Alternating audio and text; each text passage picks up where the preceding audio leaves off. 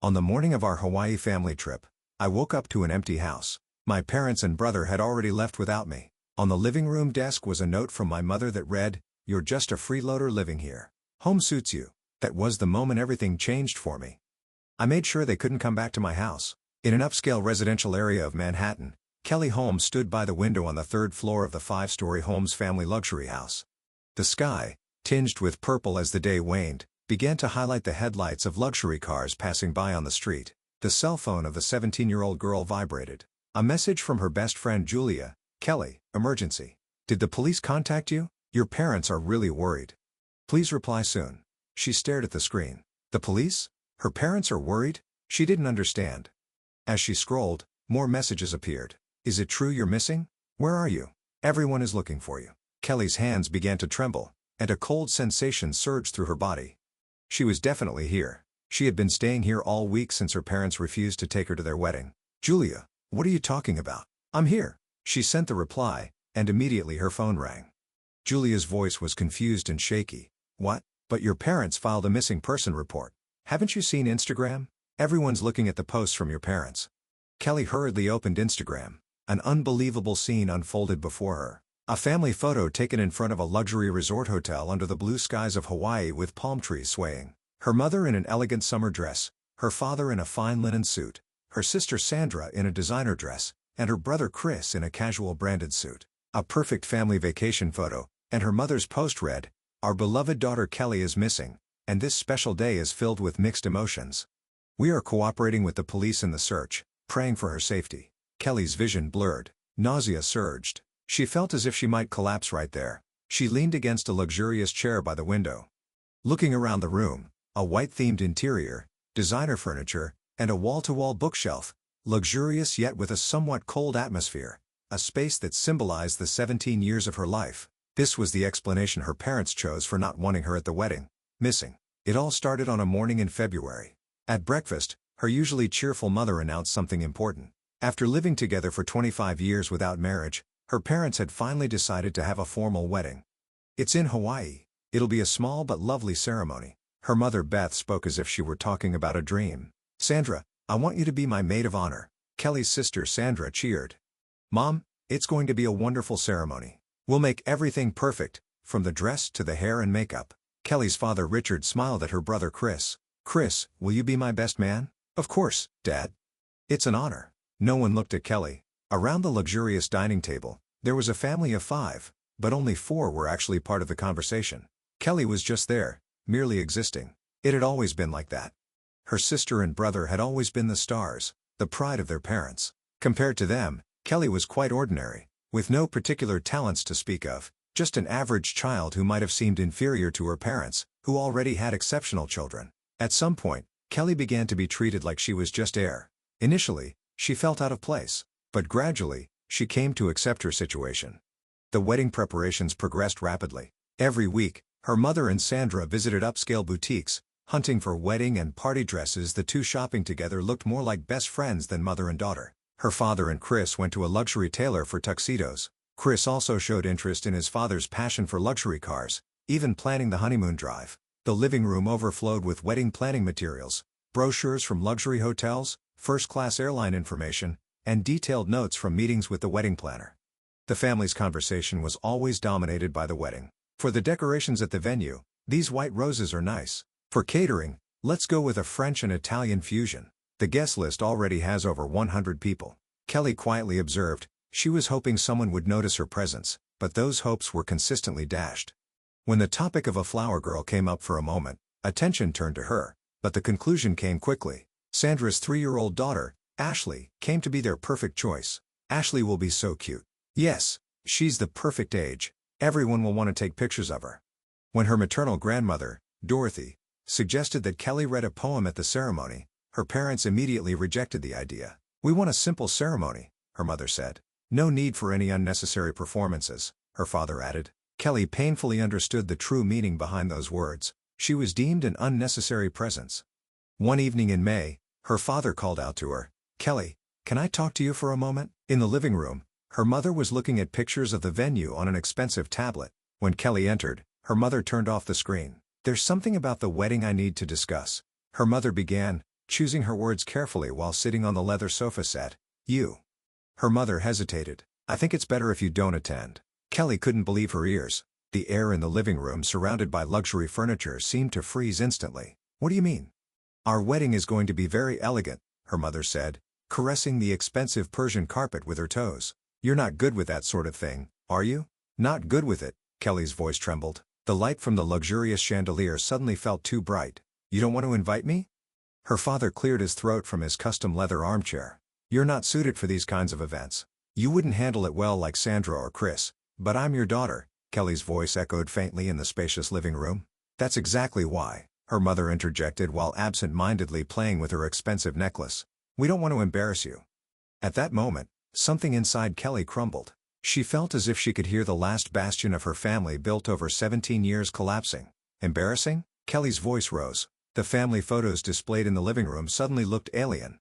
I'm your embarrassment. Not in that way. Her mother stumbled over her words, nervously touching her expensive bracelet. Then what do you mean? Anger welled up inside her. Your own daughter isn't invited. How does that make sense, Kelly? Her father's voice grew stern. Don't be selfish anymore. Selfish? Kelly chuckled bitterly. The family photo on the marble fireplace caught her eye. A perfectly staged facade of happiness. Wanting to attend my own parents' wedding is selfish. You're always like this. Her mother sighed. You never try to understand us. Do you know how important this wedding is to us? Understand? Kelly's voice shook. What about the 17 years I've spent trying to understand you? Have you ever tried to understand my feelings even once? From that night on, Kelly stayed in her room. Within the expansive space, she felt herself becoming smaller and smaller. Luxurious furniture, designer lighting, and the latest audio equipment. Materially, she lacked nothing, but what was critically missing was love. Her meals were brought to her room by the housekeeper, Patty. Patty's gaze held sympathy, but she couldn't say anything. From her window, Kelly could see her family busy with wedding preparations. Her mother and Sandra returned home, arms laden with designer shopping bags. Her father and Chris went out in a luxury car for tuxedo fittings. Relatives and friends arrived one after another. No one knocked on Kelly's door. The morning before they left, Kelly asked her mother one more time, Mom, am I really not allowed to attend the wedding? Her mother looked up from the book she was reading, still seated in the reading chair by the window. No, we didn't even get you a plane ticket. They hadn't bought her ticket. There was no seat for her on the family's first-class trip. It wasn't a mere oversight. From the start, they hadn't intended to include her in the plans. The next morning, the family left early. Kelly watched from the third-floor window as luggage was loaded into a luxury taxi. Her mother was dressed in the latest designer suit.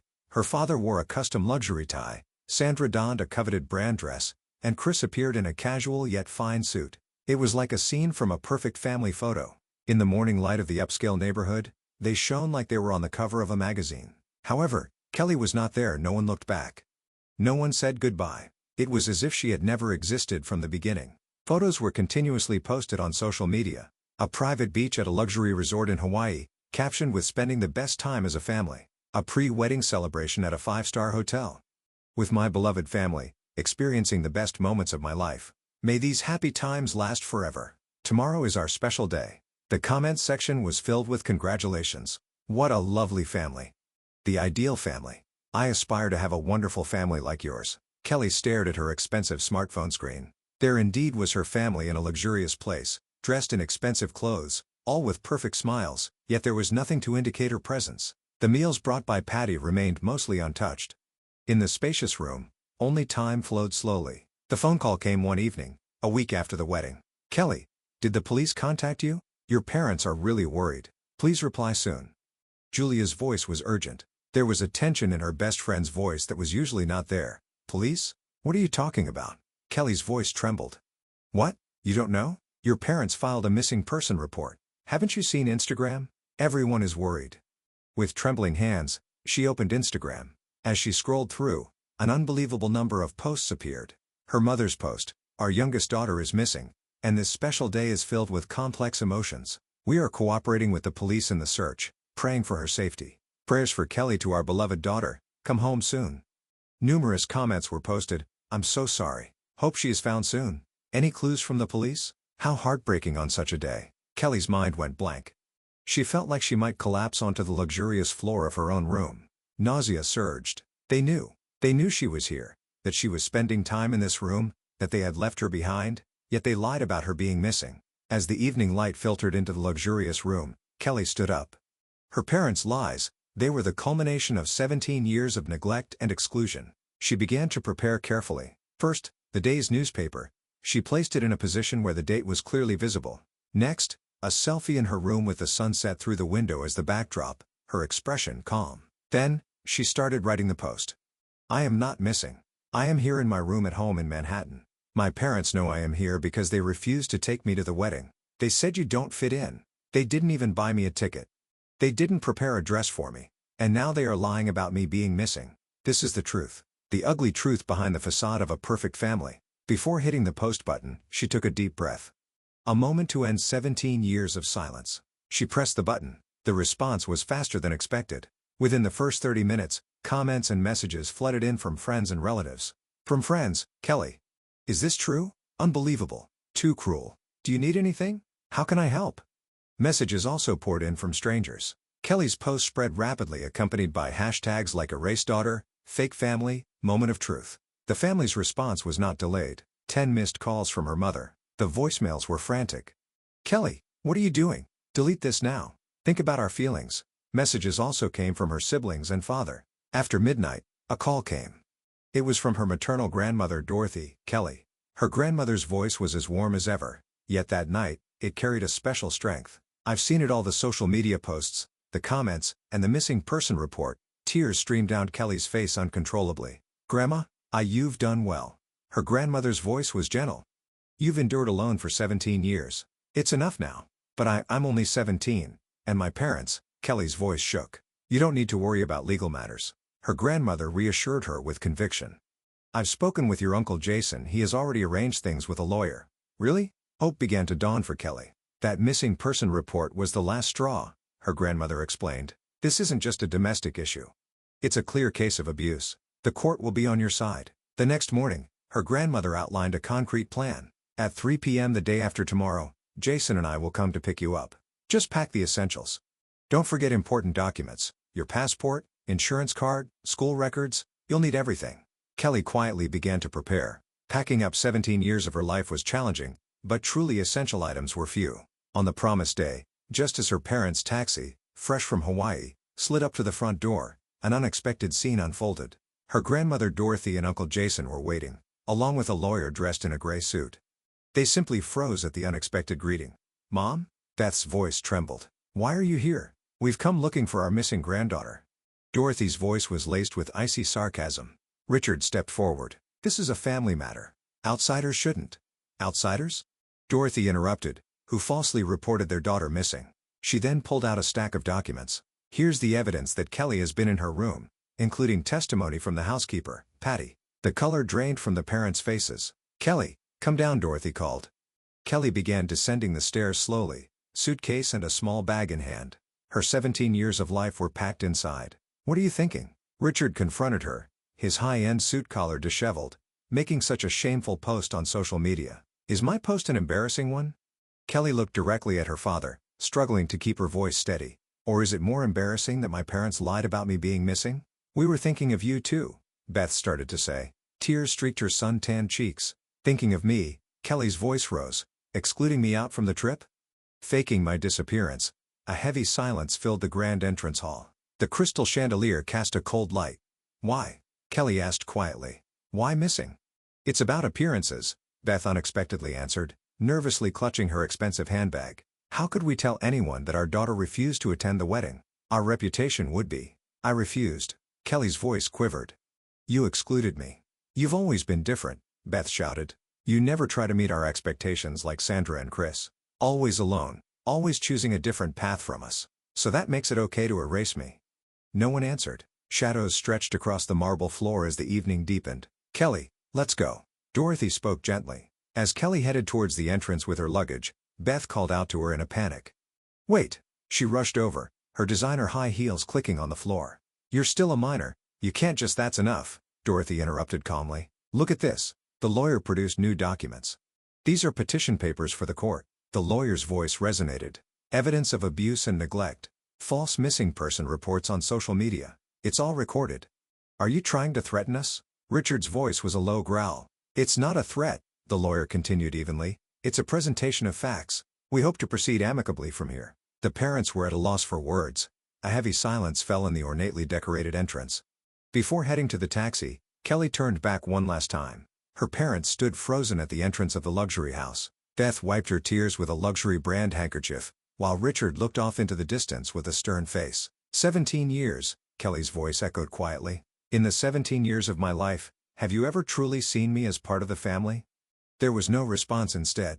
The evening breeze was the only answer. The taxi started to move. Dorothy quietly held Kelly's hand. It's the beginning of a new chapter, Kelly. From the backseat window, the luxury house gradually became smaller, a place filled with 17 years of memories.